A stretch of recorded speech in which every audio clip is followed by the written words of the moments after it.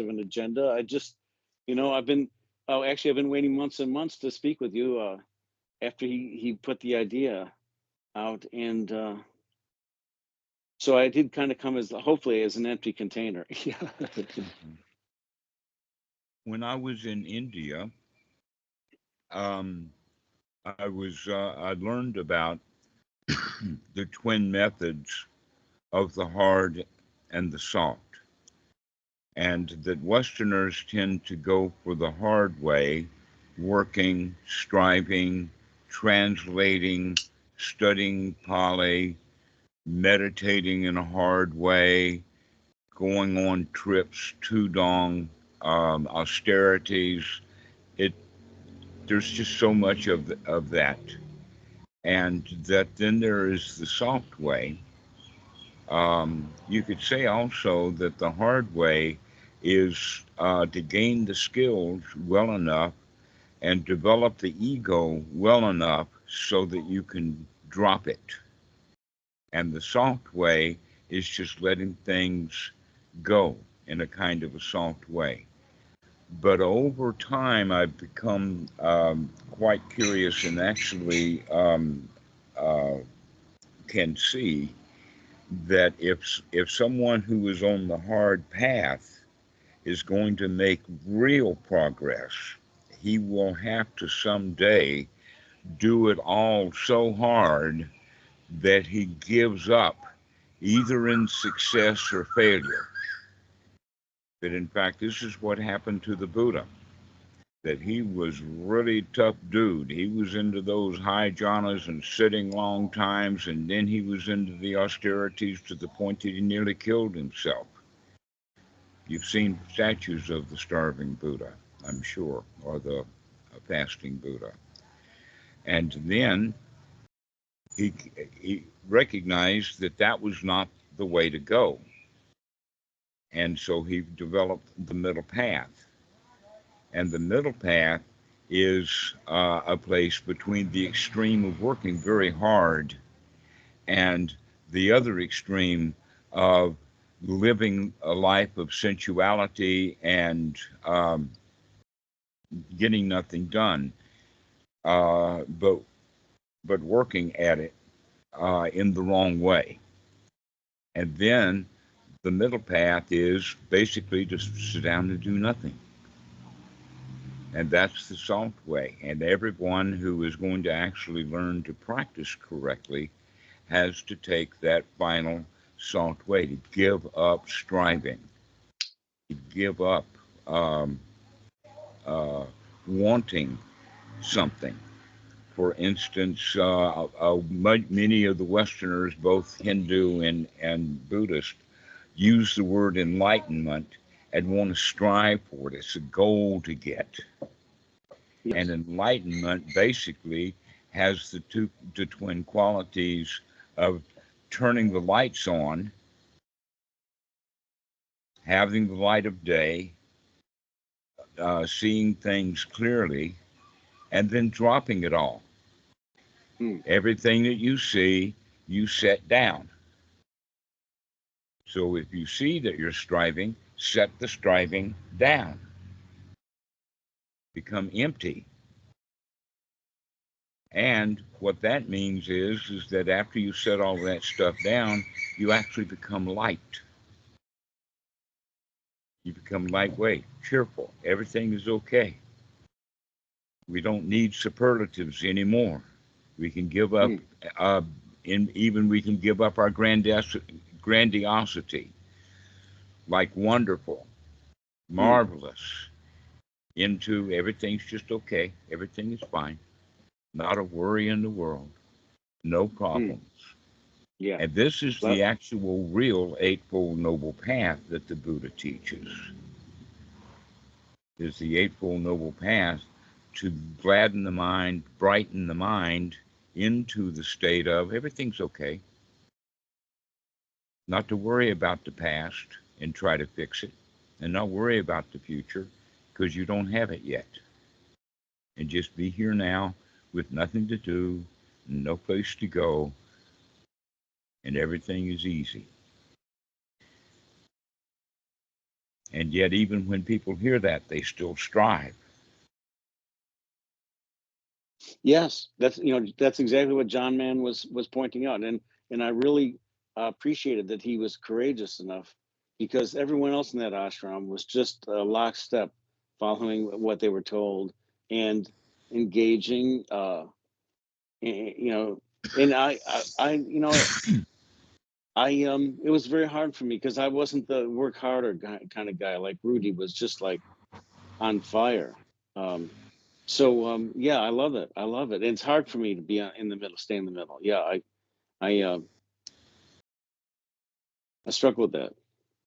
Have you ever heard of the concept practice like your hair is on fire? I think I've heard of that, but I don't recall. Okay. Well, that can be seen in two ways. You see, the difference between the hard and the soft method is that the hard method strives. They'll call the Yes. fire department. Yes. They'll wrap big turbans on their head or anything like that to put the fire out. And the easy way out is basically, instead of using the word strive, we can turn it around to being persistent. Persistently, it's okay. Yeah, the hair is on fire. That's okay. It's okay. Time's a wasting, yeah, but time's for wasting. There's nothing to do and no place to go. And pretty soon, all of that fire burns out, as you can tell. Mm.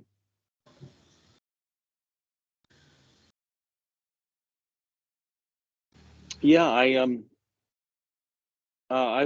think this past few years I've finally sorted things out, and I think I've been experiencing a calmness and bodhicitta uh, spontaneously. All right. Sorry. Pardon? Oh, what did you say? Why or no? What did you say? No, I just said okay. Yeah. Okay. Okay.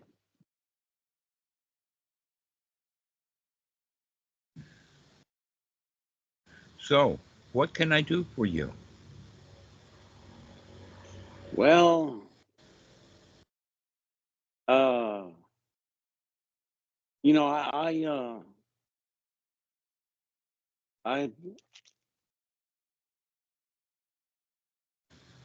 I want to come to Asia. I want to visit Thailand, but I before I die, I've never been to India. Here I've been studying Hinduism for 40 plus years, and Oh, the you know, only I way to study Hinduism is by being deep, knee deep in the cow shit of India. uh, uh, and I've never been there, so I although technically, I'm feeling much closer to the Tibetan Buddhists. But the fact is, gosh, here you are on a very different path, and you're delightful. I'd like to come. So I want to kind of, but I'm afraid to travel alone, and I'm afraid how dangerous it is. So I'm not Why don't fear. you then work on becoming fearless? Work in the sense of just giving up your fears. Oh, because my wife is not capable of being fearless, and the fact is that But her I fear is not your fear. And if you become completely fearless, that'll give her as a good example of what to do. I I I don't feel quite responsible to be on my own, but so I think it's safer to travel, with others. So actually, ironically, uh, Well, there's a big difference between a traveler and a tourist. Big difference between a traveler and a tourist. A tell me tourist more. is one, well, the tourist is the one who takes tours. Yeah. Hmm. Hmm. and they've got an agenda, they've got a schedule, they've got a group of people, they may have rented a bus, etc., like that, and they go in groups. And then a traveler is on his own. He's got no agenda, and the only place that he has to go is where he's headed. And that a real we can use word path and journey and pilgrimage in an ordinary kind of way, in the sense that everybody's on their own journey, everyone's on their own path, and that your responsibility to others is to get your own act together and then to spread that joy to others. That's the difference between the Mahayana and the Theravada, or the Hinayana and the Mahayana, in the sense of a big boat. That a big passenger ship, like for tourists, they have to stand in line and get a ticket and get on board, and then they have to just go wherever that ship is going to go. They don't have much choice about it. But a little boat, a paddle boat, a canoe, you can go where you want to go. Do what you want to do. Figure out what needs to be done and do it. And so, in a way, then, if everyone is kind of headed in the right direction, then it's much more likely to be a flotilla of canoes rather than a giant vessel of tourists. Yeah. Okay, so tourists really don't get anywhere. The masses don't get anywhere. Going with that kind of flow is not the way to go. The real way to go with the flow is by going it alone. Everybody has to figure out their own mind. No one can help you figure out your own mind. Only you can do that. An example of that would be when people ask me to read a book, what books to read, I say, read the book between your ears. That's the book that needs to be read. We have to figure out what it is that keeps us going. And when we figure out what it is that keeps us going, we recognize basically it's fear. Fear drives us, and the feelings are dissatisfying. Because we don't like to be afraid. We don't like to be driven. And when we figure out that the right thing to do is to start doing nothing, take a chance, recognizing that things are really not dangerous. We were taught that things were dangerous when we were children, with daddy with a stick. And we see a whole lot of daddies out there with big sticks. And so we go around being afraid. And when we give up that fear, then we can sit down and do nothing because we're no longer driven. This is actually the real teaching of the Buddha. He said that the only thing that I teach, both formally and now, is dukkha, dukkha nirodha, which means to see your own dissatisfactions, to see your own fears, see your own not liking and liking, and just stop, set it down, put down the burden. So back to that two forms of enlightenment: see the problem and then set it down. Not fix it, just put it away. And so everybody starts off on the hard path, and if they're lucky, they see that their path is hard, that they're struggling, that they're actually causing themselves more dissatisfaction, more fears, more suffering, and then they can just stop to move out of that hard path into the soft path. And that has to be done in one's own canoe. But in fact, you could say that the way that we work with that canoe is to figure out that we don't have to keep paddling. because there's no place to go.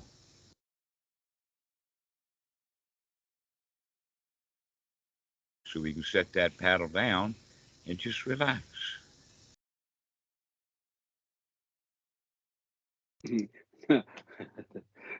No, I'm not sure whether I should just uh, sit cross-legged at home or journey internationally to Asia.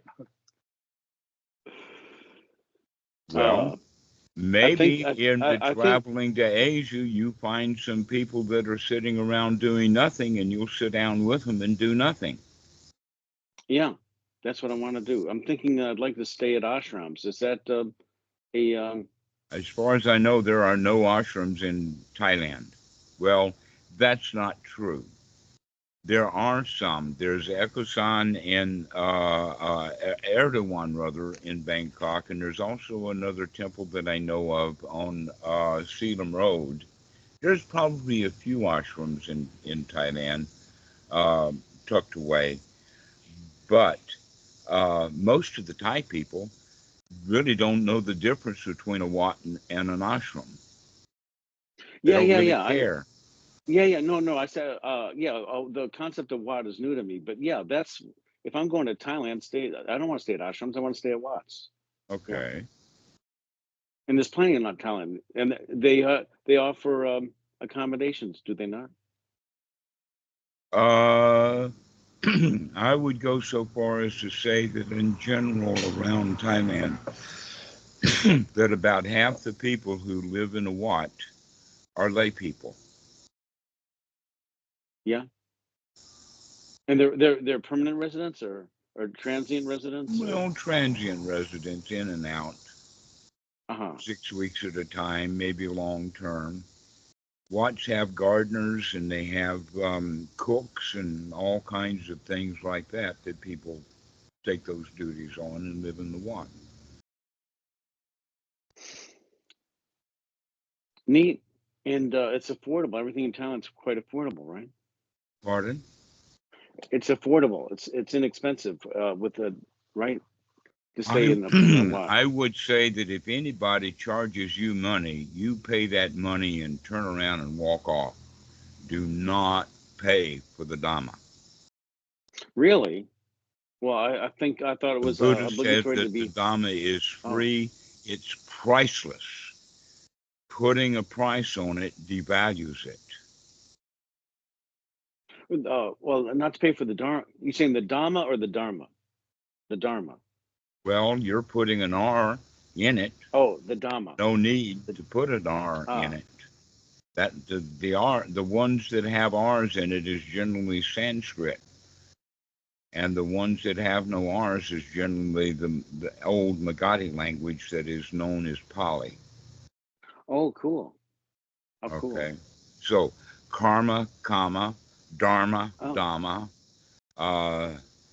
uh, those kind of things. Uh, Sada, shraddha. and Thailand is overwhelmingly. Let me guess. Is it? I don't. I should know. Is it Mahayana or Theravada? Theravada. Theravada. Overwhelmingly Theravada. Well, let us say that it's about 95% Theravada.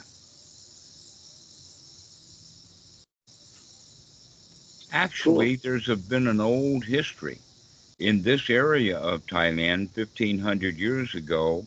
It was a lot of Mahayana, and they're still digging up artifacts of Mahayana. Hmm.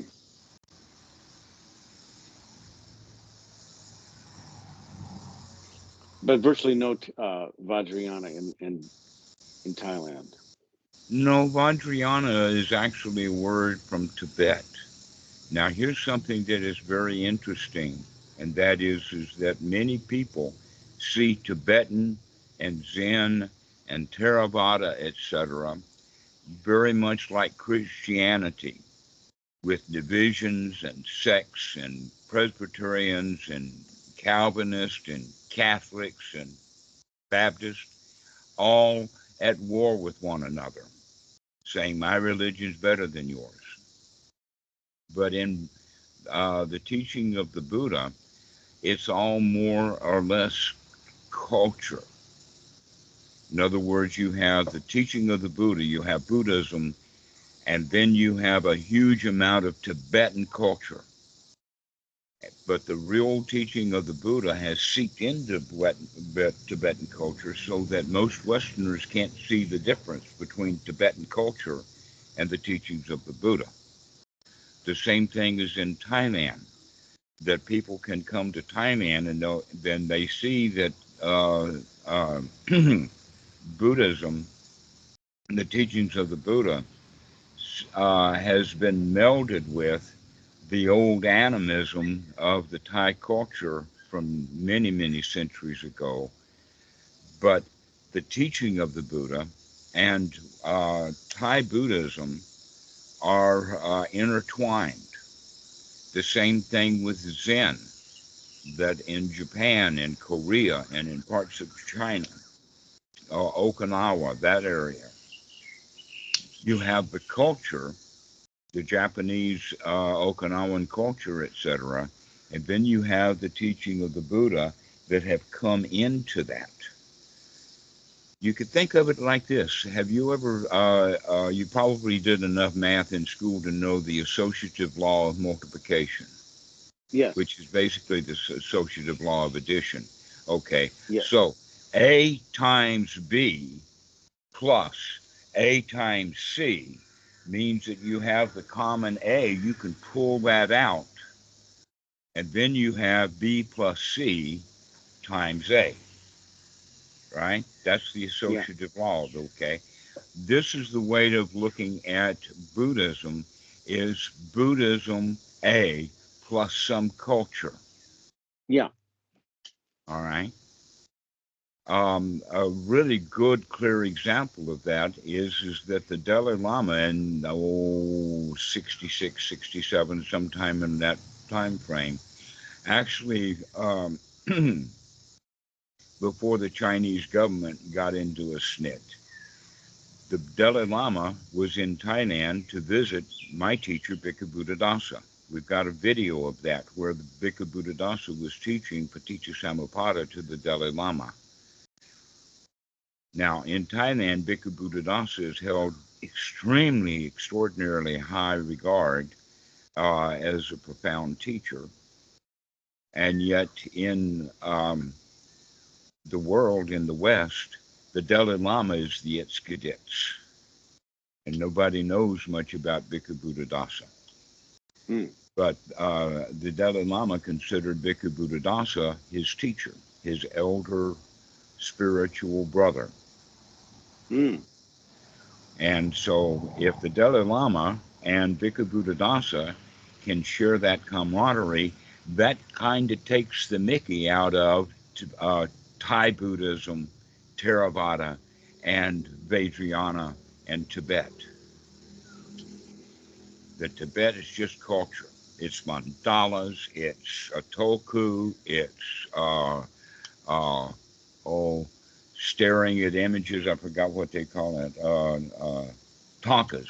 Okay, all of that cultural stuff was in Tibet before it became Buddhist.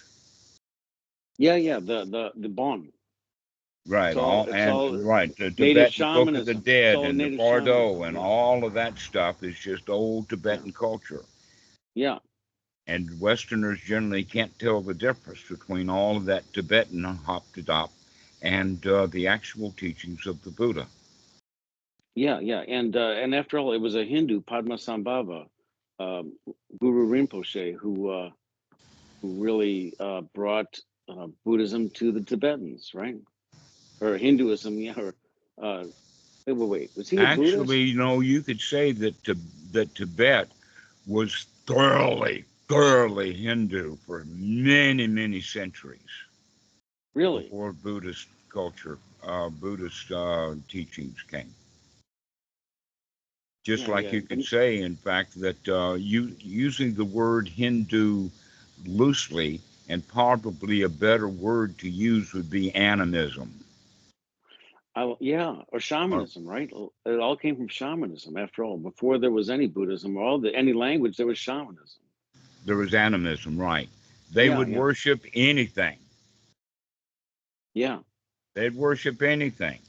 In Thailand, they worship trees and they'd worship spirit houses. And the theory is that the land belongs to the spirits.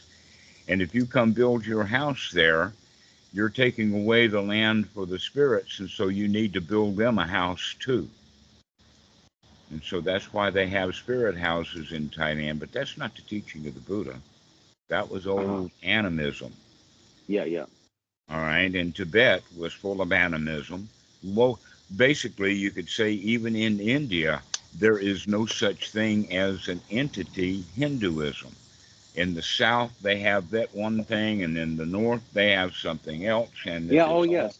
okay. It's a So you huge have monkey conglomeration. temples, and you have rat Yeah. temples, and you have fire temples, and you have Kali and Durga and Vishnu and Shiva. And in the old days, these guys were not all mixed together. They were just localized entities.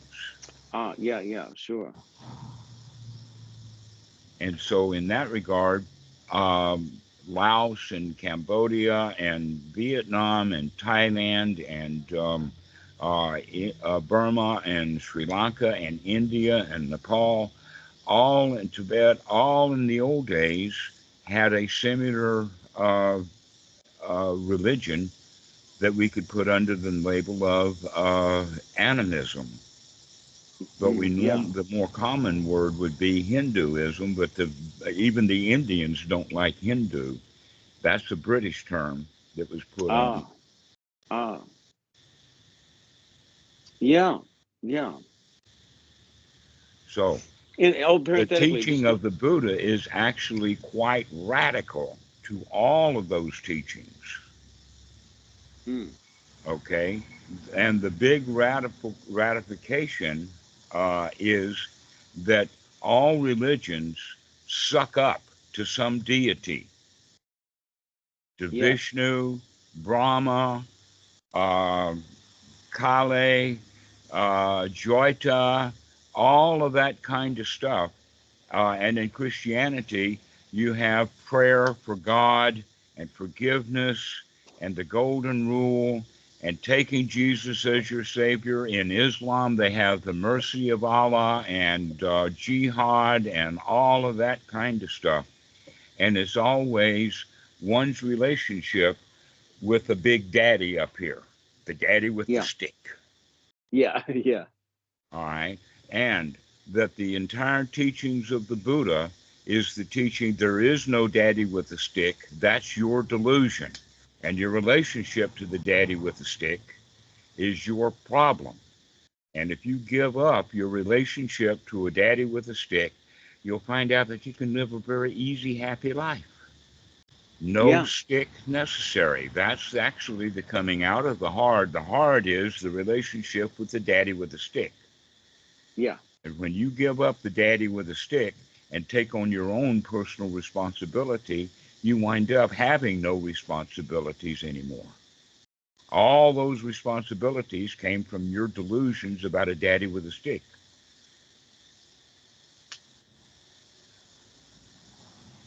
That's the dukkha, is the daddy with a stick that we're afraid of. Come out of your fears about a daddy with a stick and just relax. Everything's already okay. You already live in paradise.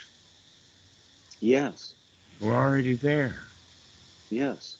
That in fact, there is the story. Bhikkhu Buddhadasa, by the way, really likes the story about Adam and Eve, not the story that the Christians tell about a talking snake and whether the Eve did it with the snake or not, and the woman did it first, and it was an apple, and God threw them out. The daddy with a stick threw them out of their paradise. Okay, then in Yeah, fact, what they ate was the fruit, like the fruit of the loom, the fruit of your labor, the fruit of the loins. The fruit here means the results. And so they had to put up with the results of their knowledge of good and evil. This is good, that's evil. And so they create the judgment, they create the duality, they create then the God with the stick. And when we give up our judgments and just be okay, everything is fine, no problems, no worries, no judgments, then we find out that we're actually living in a paradise. Yeah, I couldn't agree more. All right. So give up all your striving, give up your fear. There is no daddy with a stick. Keep remembering that everything is already okay. You're just fine. Give up all your rules. In fact, the daddy with the stick is another way of saying in the Pali language, it's silabhata paramasa, our attachment to the way things are supposed to be. Our oughts, our shoulds, our woulds, our coulds, our supposed to be's, our idealism, and we go around looking at the world and comparing it with our ideal about how things ought to be, and we wind up feeling bad instead of just throwing out all of the woulds, shoulds, coulds, the daddy with the stick, and all of that stuff, and just be in your paradise. You're already okay. Take the soft approach. Get Yeah, I out love it. of Yeah, I the love it. work. It's ironic though that my Rudrananda, my root guru, he was not soft. He was not soft. Uh, but John Mann was soft. John Mann was soft. And incidentally, I was acquainted with the brother of the Dalai Lama. He was a professor of linguistics at Indiana University, where I was. And when he was a guest of Chaitanananda at our ashram. But I was young and not very well educated, and I didn't know who the Dalai Lama was. I knew, I really didn't know who the Dalai Lama was, and but I know who he is now.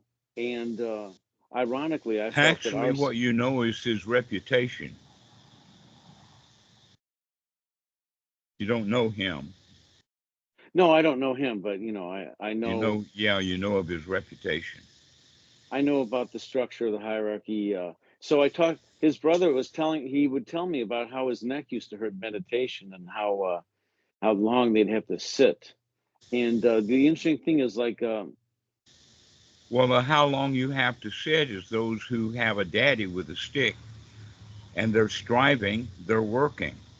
The Buddha yeah, didn't say to sit, not ah, long periods of time. In fact, the instructions that he gave was go to the forest, go to a foot of a tree, go to an empty hut, go to a pile of straw, and sit down and start looking at what you're doing. Bring mindfulness to the fore.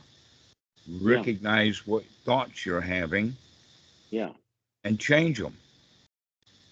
Put down yeah. your duties, put down your troubles, put down all of that stuff. And that it takes many people long period of time. The reason they say it is a journey is because it's a journey to nowhere. And when they find out that they've gotten nowhere, they'll stop the journey. Well, I have a slightly different take, if I may add.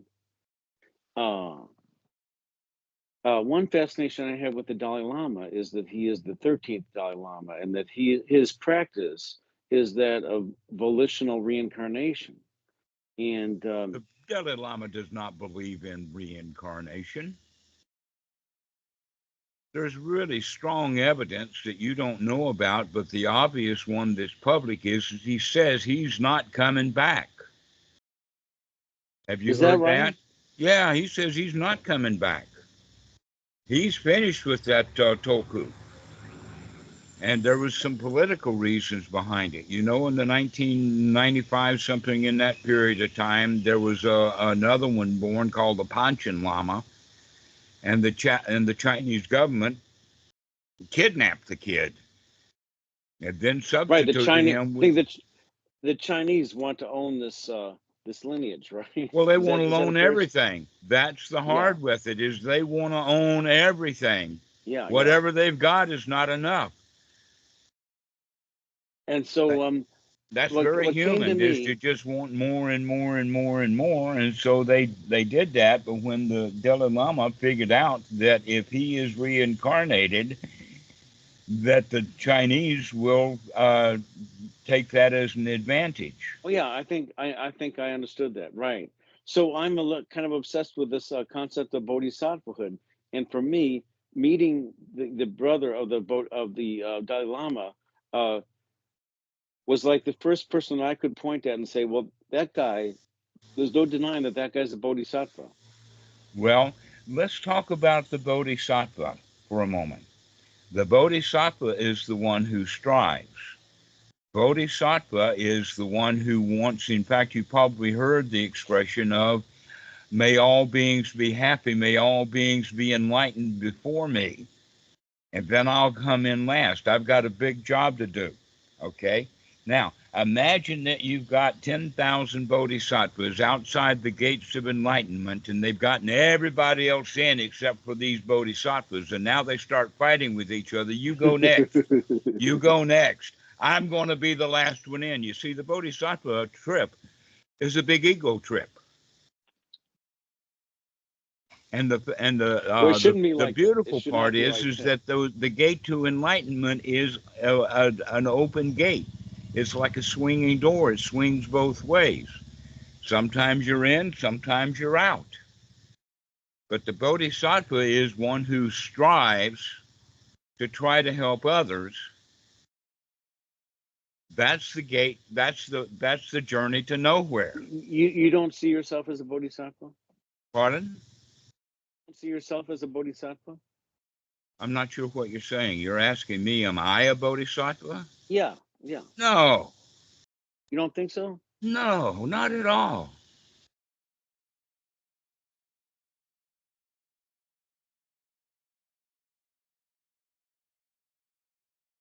Why should I want to be? I've given up all of that stuff. That's what made you bodhisattva is your non-attachment and your wisdom and your fealty to higher power. Oh, is it fair to say that you have fealty to higher power? Absolutely not. No?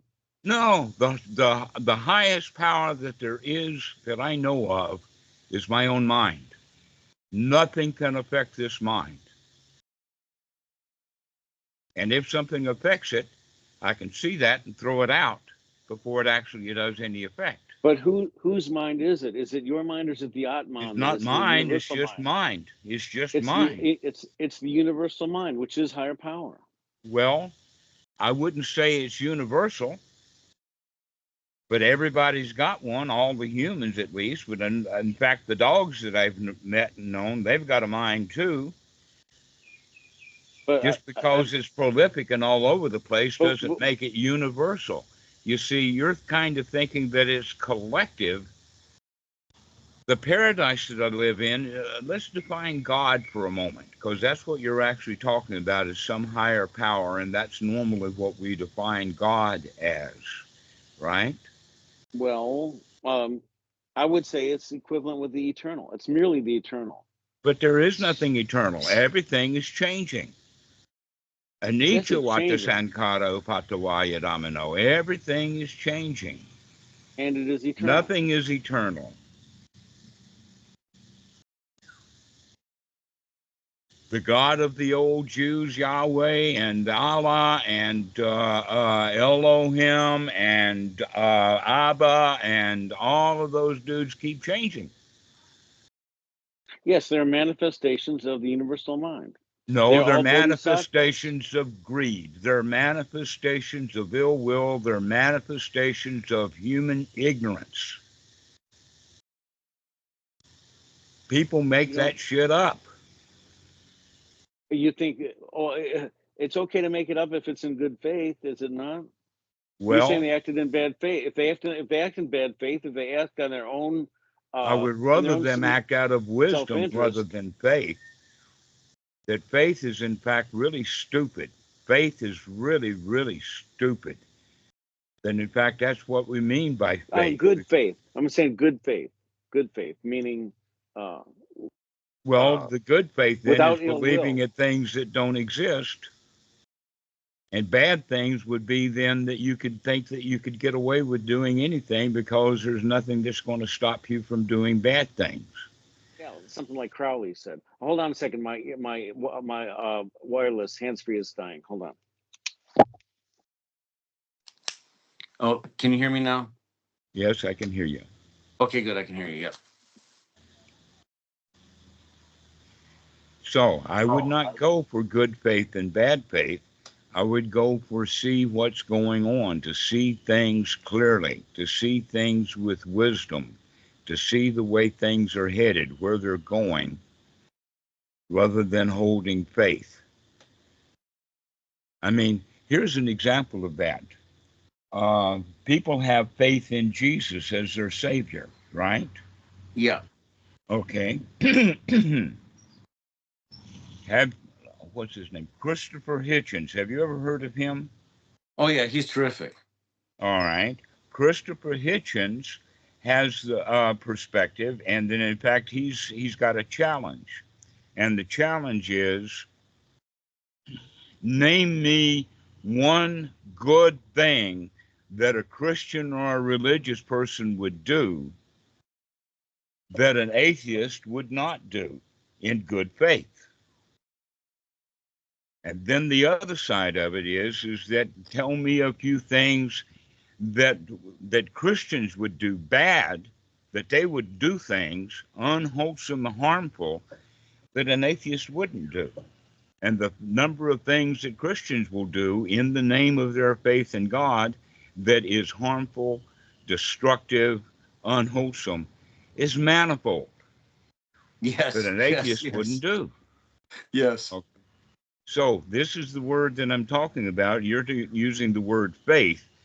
Faith is the belief that basically I can get away with it. It's a get out of hell free card. And nobody gets out of hell free. Well, wait. I was talking about good faith, which is very different than faith in That's what that you're good faith speaking. is that I can go do harm and damage and get away with it.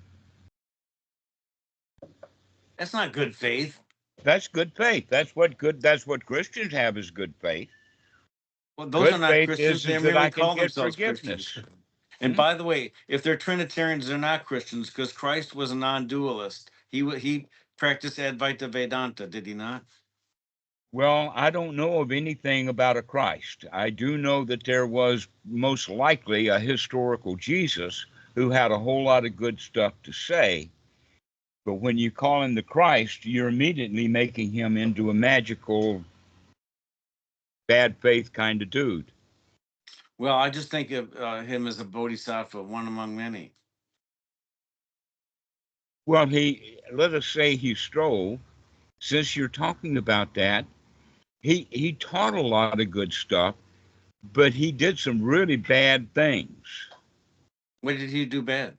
All right. He broke into the temple and started wrecking the place. He threw out the bankers. He made enemies of the bankers.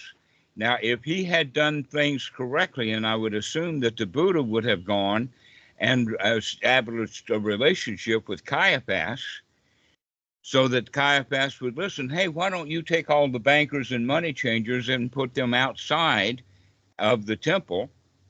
And that way the temple will be a more holy, sacred place. But oh no, Jesus went in there with a whip and a rope and he started throwing the money around and overturning the tables. And within a week, he was dead. They crucified him for that. It wasn't because of his good deeds. They Oh, is crucified that why? Is him. that why they crucified him? Oh, Well, whatever I mean, that he didn't have any enemies until he did that. And he did it within a week of his death. is that right? I don't think I didn't. I don't. I didn't remember. I didn't. I'm not sure if I knew that. Interesting. Yeah, the Okay. Christians don't want to. They don't like that story. They don't want to know that Jesus actually, basically, was a criminal. Mis- misbehaved. He misbehaved royally, and they crucified him for that. Hmm. Hey, do you like Ramakrishna? Pardon? Do you like Ramakrishna? I never met him. Are you familiar with Ramakrishna? I've heard the name Oh, Rama, Rama, Rama, Krishna, Krishna, Krishna, when Krishnamurti. when I Krishna learned, and Christ seems to be kind of the same word, isn't it? I never thought about that.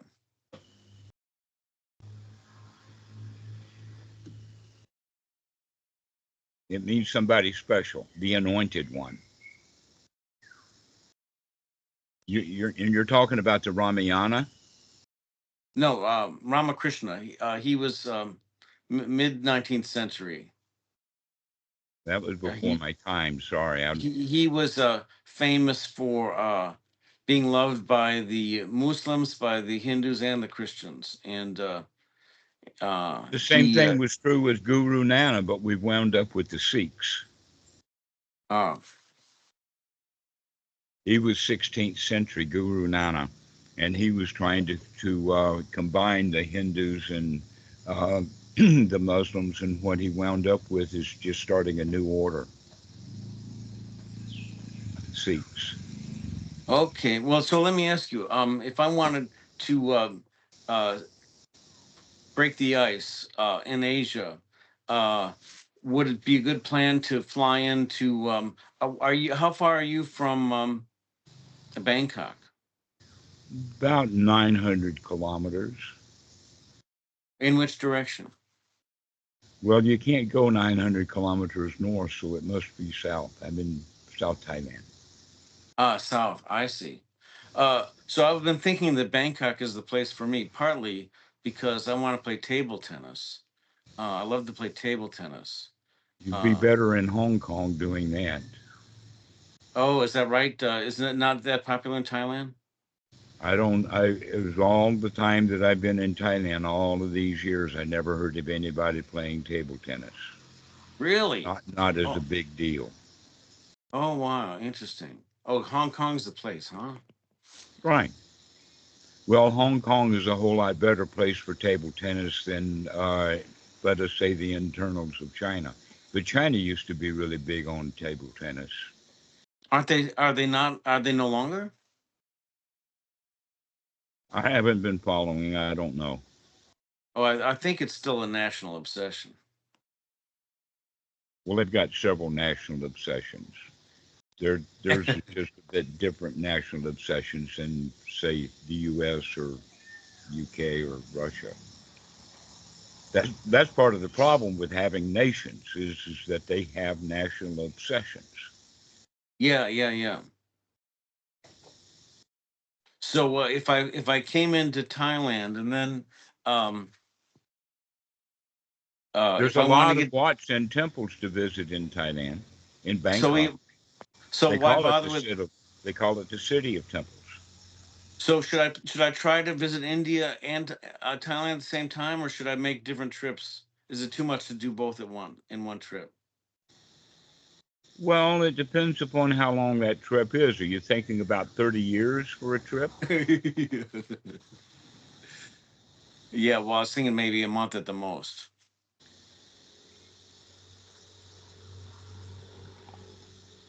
Uh, you probably would get more done by locking yourself into a room for a month.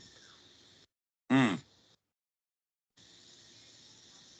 Well, You if I become was worried about in a month you become a tourist. I mean, a month is not long enough to really become a traveler. ah yeah, I'm feeling that, but I guess I don't want to be away from my wife for more than a month. Go ahead and waste. Enjoy your life. Why do you have to think that it has to be productive? You got some daddy with a stick making you up two, three, four, and strive and whatnot. No, I Go really ahead and don't. waste. I mean, what else can you do with time other than spend it? Yeah, yeah. People talk about making time. You can't make it. There it You can is. It's only right in yeah, front of you. yeah, yeah. It's called a now.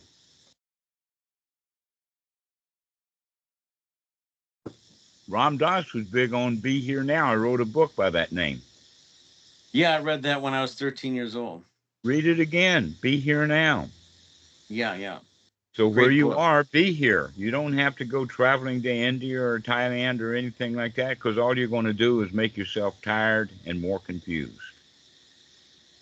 Better to sit down and figure out why you want to go to Thailand and why you want to go to India, and recognize you don't need to go to Thailand. You don't need to go to India. What you need to do is nothing. You don't need to do anything. Yeah, I guess yeah, hmm. Life is easy when you stop doing all the hard stuff.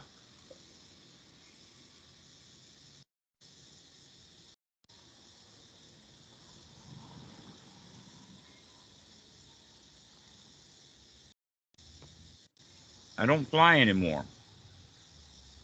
I used to fly, but I stopped doing that because my arms got tired of flapping.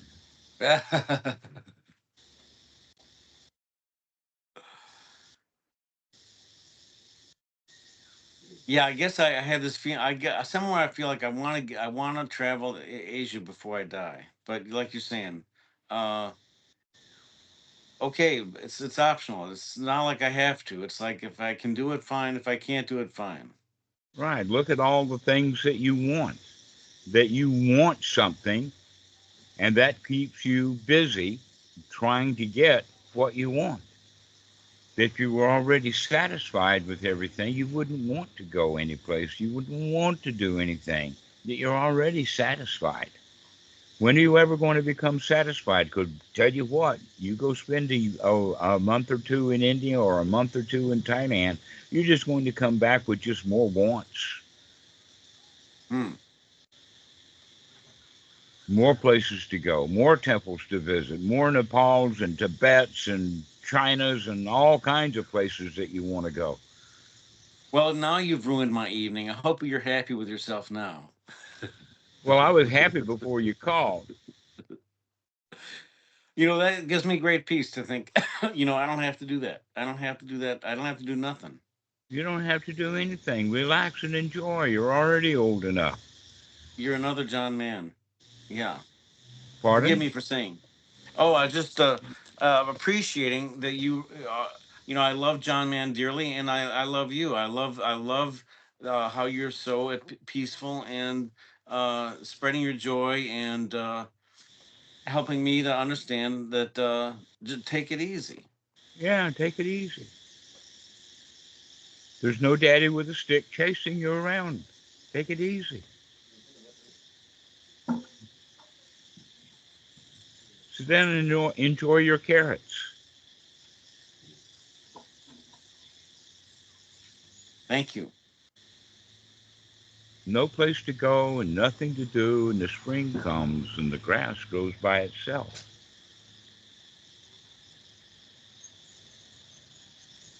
That's Japanese haiku translated rough.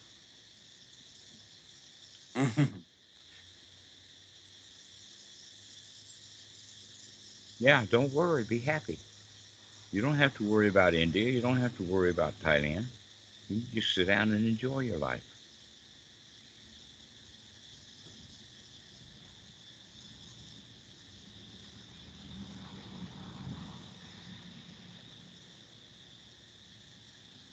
Let's. Can we sit a few minutes silent meditation? Just do nothing together. Okay.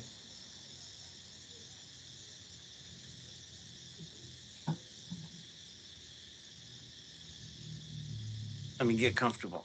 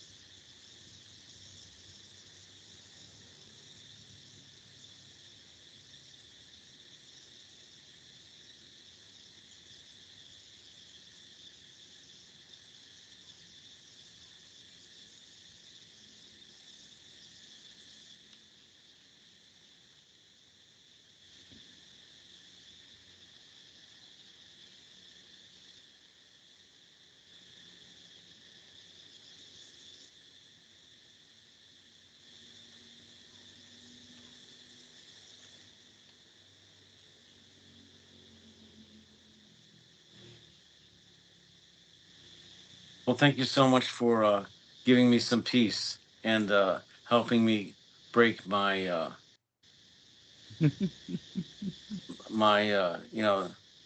get off of the exercise wheel. Yeah, don't worry, be happy. Don't worry, be happy. Everything's already okay.